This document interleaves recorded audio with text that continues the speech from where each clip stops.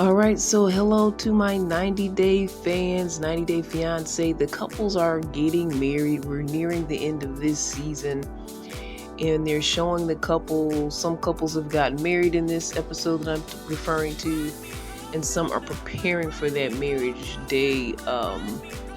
We have Rob and Sophie. Her mom, Claire, decided to stay over at Rob's place, which is kind of for those of you that have been watching the show, it's not the best setup at his place. She felt like when she came, he didn't welcome her with open arms. This is the last night, the night before they go to their wedding destination to get married. And I don't know if they're trying to do a family bonding, because I feel like Sophie was kind of just trying to get them to come together and not at least be civil to each other, because she's getting married the next day and no one wants to get married, in an environment where there's animosity. So I understand what is happening. But Claire comes in, felt unwelcome by Rob. She starts to get a little upset. And Sophie tries to diffuse the situation and say, let's go outside, Mom, and chat or whatever. And, she has an air bed. Rob has an air bed for her to sleep on. And it was just funny how they were out there talking. And the mom was saying, I can get a little bit upset and a little bit hot-headed. And, maybe it doesn't have to be so bad, which was a good conversation they were having. But in between the conversation, they were cutting to Rob blowing up the airbed. I guess he was trying to be a little bit more welcoming while they were out there. And it was just funny how they kept showing him pump that airbed up in between shots. I feel like that could definitely be a meme. I have to use it for something, but he was trying to get that airbed together and just kept pumping and pumping away while they were talking outside. So that was funny. But she comes back in, she feels a little more welcomed. He has her little bed set up, and I think he has like blanket or sheets on it or something like that. And, it seems like they're going to try. And Sophie's going to get her wedding day, hopefully. Now I want to talk about Anali and Clayton. Or Annalie, I keep calling her Anali. Annalie and Clayton. They kind of were on the outs before the wedding day. Clayton's getting everything together. He's got his friend, his best man there, and he's talking to him like, I messaged Annalie, and see if she's good with everything, because we're getting married today. And they said, I think he said, because of the different wedding rules or whatever, they couldn't see or talk to each other before the wedding. So he kind of respected her boundaries, but left her a nice little audio message and just trying to see how she was doing. She had not responded. They're standing at the altar. She's about 30 minutes late to her own wedding, so I'm assuming they've been standing up for 30 minutes waiting for her, which is crazy. But many of us know, if you've been to a wedding, the bride is not going to be ready right on time, right on the dot. That's a normal, natural thing. Definitely, she's not going to be ready right on time. Everybody came out. They didn't have like a huge wedding procession, but they have a decent crowd in this event space that they're in. And I thought he didn't really have that many friends, so I'm not sure who all these people are unless they're his relatives. But whatever the case, they're waiting, and it's been at that 30-minute mark, and he's getting even more and more concerned, along with his best man and his sister as well, who I think is supposed to be the bridesmaid or the matron of honor for her. So I don't know what's going to happen with Annalie and Clayton. They're making it look bad as far as, she may have left him at the altar, runaway bride thing. Again, the day before she was packing up her bags, or the episode before she was packing her bag, trying to get ready to leave, because they got into it for the fact that she had a stripper at her bachelorette party, and he was really upset. They got into it, so she started taking her bag like she's ready to go. They have her contemplating, talking about, she has a job and her whole family back in in her country, does she really need him and does she really need to marry him? So that's kind of how they leave it. Could be not so happy ending. So I'm gonna segue to you guys and say I hope that they do get married, and I hope that he didn't get stood up at the altar. But I also hope they could work out their differences as well, so they can have a happy marriage and not be begrudgingly and always fighting and having issues in their marriage, because they've had issues here and there. But this one seems to be the biggest. But I hope that things work out, but if they don't, I can relate. I was never left at the altar, but I was in a situation where I was engaged and wedding planning, and the man that was in my life was not really participating and not really being a part of the whole situation. We ended up just breaking up. So I can understand a wedding not happening, not exactly being left at the altar, but a marriage or a wedding just not coming to fruition. I have a couple other situations that, I was talking marriage with people and things didn't work out. So if you guys can relate and if you guys want to support me, I do have my project, Why I Didn't Get Married. That project is on Spotify. It's a subscriber special only, or you can email me and you can download a copy of it, which may be simpler and easier for you. For information on that, email me at cbiztv@yahoo.com. That's cbiztv@yahoo.com. All right, guys, let's get back into 90 Day. So we heard a couple of cases, the first couple trying to get things along with the mother-in-law because they're about to get married and have everything civil. The other couple, Annalie and Clayton, we're not even sure if that's even gonna happen. He's just waiting at the altar for her. And now we have Gino and Jasmine. We've been awaiting this moment for years. Finally hoping that Jasmine stops all of her whining, but I'm sure she's really gonna keep whining into this whole marriage. But the marriage was beautiful. It was probably the one time she didn't whine. If she was doing any type of whining or crying, it was out of joy for her and Gino having their big day. The family seems to be more accepting of her at this point, and they're glad that she's in Gino's life.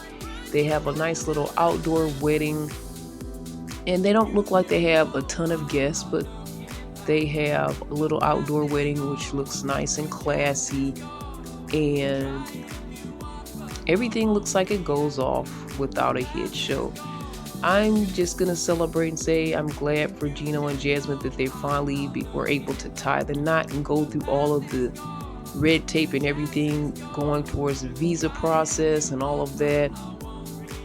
And they're able to just continue their international romance into marriage and to a lifetime commitment. So all the best for them. We were all got a little treat by seeing Gino with his hat off, because he always wears his hat. I think he's self-conscious about his head. Where he was completely clean shaven with his head especially too. So I'm like, his head looked fine. Like, he should show his head more often. It looks just more normal than him just constantly wearing a hat. If you're gonna wear a hat, wear like a baseball cap or something during the game, but for him to wear a hat 24/7, I hope he breaks out of that. I hope he gets a lot of compliments for his head appearing for the first time, maybe not the first time, but his head, it hasn't been seen through most of this 90 Day Fiance process. So hopefully he'll get so many compliments off of his natural head without the cover-up that hopefully we'll see more of his head in the future to come. I don't know what's in the future for them, but I definitely see Jasmine trying to get her own show, a spin-off or something. I don't know. It's very possible, or they're going to continue in one of the other franchises. I wouldn't be surprised. But all the best for them as they win when it comes to the marriage game. It's not a game, but It's a real thing, but sometimes it seems like people use it as a game. All right, guys, so we're gonna go to um, Citra and Sam, and last minute, Citra's dad is like, well, you can't do the Christian wedding. They did the Muslim wedding. He was converted and all of that. His mom had some issues with it. The dad didn't care either way because he has no religious affiliations. The mom was Christian and said, she doesn't feel that you have to do this to marry someone, to love someone. You shouldn't really have to do that. But whatever the case, they are trying to have their Christian wedding with all of their friends and families there, and the pastor has to be fired. Sam has to fire the pastor because Citra's dad is like, no, we don't want family to see that she's being married by a Christian pastor. It'll be some issue for them. So he had to last minute find something else to do. They had like an hour before the actual wedding. He didn't want to send his whole family home. Of course, it's a drama. People are waiting in the wings, wondering what's going to happen. Turns out his brother not ordained himself, but was ordained online. And even though his brother also is Christian, Citra's dad was okay with this option of having the brother do the ceremony, probably because he really was an official church member, but just kind of more of a bystander person that is going to be doing the wedding. And he's like, yeah, bro, I'm up for it. Let's do it. So their wedding goes off well. Also, he has a little hug with his mom afterward, and she claimed she was going to come to the Muslim ceremony, but she couldn't do it because grandma got sick. Sam side-eyeing her as if, yeah, are you really truthful about this? And she's saying, yeah, we don't know, but I'm glad she was at least there for the Christian ceremony and trying to support her son. Even when they hugged, it was kind of an awkward hug. So they still have some things to work out in their family relationship, but Sam is finally happy. He gets to spend the night with his new wife. They've never done anything before this. This will be her first time as a married woman, and this will be their first time together because of her faith and religious beliefs. So I like the traditional vibe on that because there's a lot of married couples, especially in today's day and age, where they've already had honeymoon time before the wedding and before the marriage. So it's going to be different to see this couple for the first time having their honeymoon. Sam picks her up. He's ready to go for the honeymoon. He picks her up in her wedding dress, walks her over the threshold, whatever they call it, kicks open the bedroom door, and I guess we'll find out what's going to happen next time on 90 Day Fiance with them. So those are the main couples. Next time they'll have some of the other couples as they go through their wedding dramas. What's going to happen? Are they going to be able to make their wedding day? Is everything going to work out? There's different things that are going on. There's natural disasters and storms. So what's going to happen? Are these wedding days going out without a hitch? Is everybody sure about their partner? These are the questions that are had on 90 Day Fiance as everybody is in that mode of finally tying the knot and the season closes. All right, so now we're going to chit chat a little bit about Usher. Now, since we're talking about marriages and weddings and 90 Day, which is like my favorite topic, but Usher, since coming off the Super Bowl, he married his longtime girlfriend, which I believe they have 2 kids together, and they got married like a drive-by type Vegas ceremony. And I was talking to my girls and getting opinions and thoughts on this. And some people, my first initial thought is like, come on, it's Usher. Why would he do a drive-by wedding with me? He has all this money, all this clout. I know it's kind of, it's just great to get married and to marry somebody that you love. And if you marry somebody that has that much going for them, that's a great thing. But could you do a little bit more? Sometimes, people think that wedding is an indication of what the marriage will be. Sometimes people say, those big weddings mean nothing because the marriage could be bad. Well, sometimes you think, these little weddings or these little fly-by-night little weddings that seem that they have put little thought into, does that make the bride feel important at all? Does she feel special in this whole situation? Well, it depends. I mean, if they both chose to do this, then they both chose to do this. If you have somebody that has that much money, you would like them to put more time, more effort into it. Coming fresh off the Super Bowl, being successful in that, it's kind of like a great event for them to get married right after. But again, why the drive-by type of situation? Why can't it be a little bit more formal? Why can't it have more to it? Is it because you already had 2 of your kids? How special is this person to you? So these are just some of the thoughts that are coming in my head. Just contemplating, not putting judgment on him.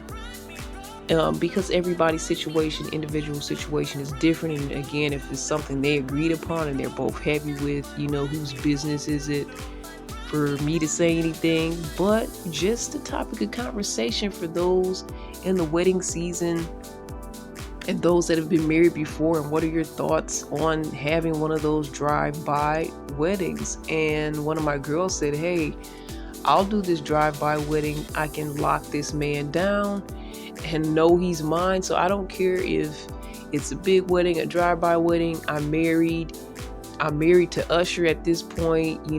It's gonna be lots of perks and benefits to that alone. But the fact that you're married is just the part that's important versus how you get married. And I know Ben and Jen, they did a Vegas wedding before, and then they did a more formal wedding later. And I feel like Courtney and Travis Barker, they did something like that, like a mock Vegas wedding, but they still ended up getting married later in a more formal way as well. So I'm not sure what it is about the quickie weddings, the Vegas weddings, if it's some type of trend that couples are doing right now. And I don't know if Usher plans to do anything further for his lady after this wedding.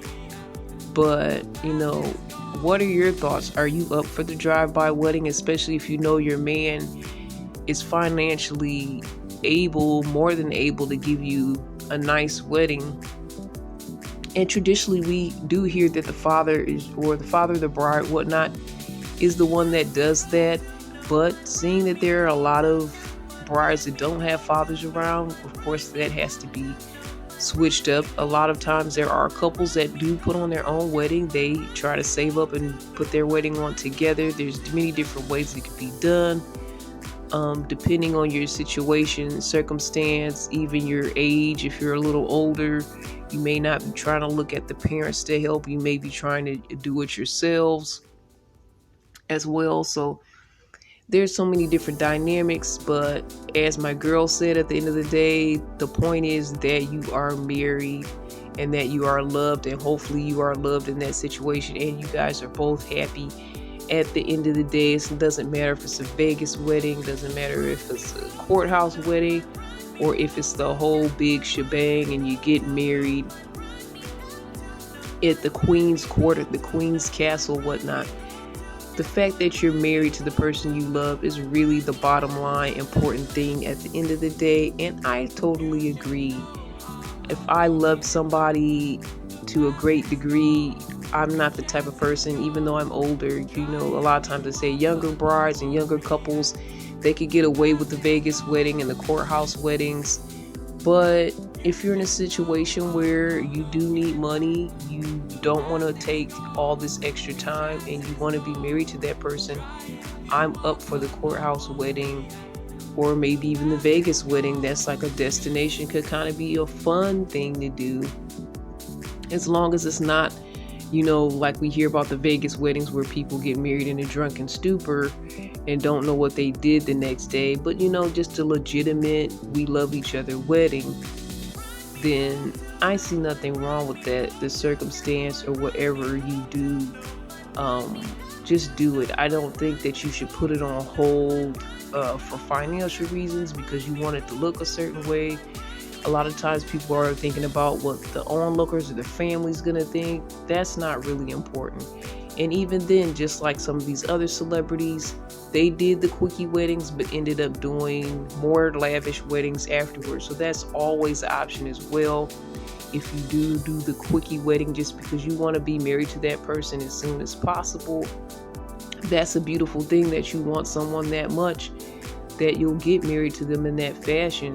So I think that's a beautiful thing, but you still also have the option to do another wedding. You can do a beautiful reception that's lavish as well. There's so many different ways you could do things, and you don't have to follow the so-called protocol, the tradition that's been in place for some time now. You could kind of do your own thing, and I like to see that, and I like to see couples doing that. And I like to see couples getting married, bottom line. I like to see that kind of love that you want to commit to that person and you want that person to be your forever. And that's the type of love that I'm looking for at the end of the day. And I'm hoping that, if it's God's will, that I'll find myself in that situation that is right for me, that God has put together, and I can be reporting to you guys on my wedding. That will be an awesome and a blessed thing. But until then, I'm going to continue talking about our friends on 90 Day Fiance, people like Usher, our celebrities, and maybe some people that I know that are married and happily married. I'm not going to put anybody's life dirt out there, but I will put my own out there. So check me out again. Check out my project, Why I Didn't Get Married, if you guys want to listen and learn and hear more about my story. Again, email me at cbiztv@yahoo.com. You can also go to that website at cbiztvmedia.com for more details. Again, you can also email me at cbiztv@yahoo.com. Thank you guys. God bless. This is Irene. All the best. So this idea came about because of God putting me in the situations that He put me in. That I said, okay, I could take this situation and just have this negative tone on it and just feel bad about it, or I can take it and learn from it and assess and share it with others that may be able to connect or may be able to learn from it as well. So being put in certain positions is basically how this whole thing came about. I'll be ready in 2 years. My family knows nothing about you. Honestly, I'm entangled.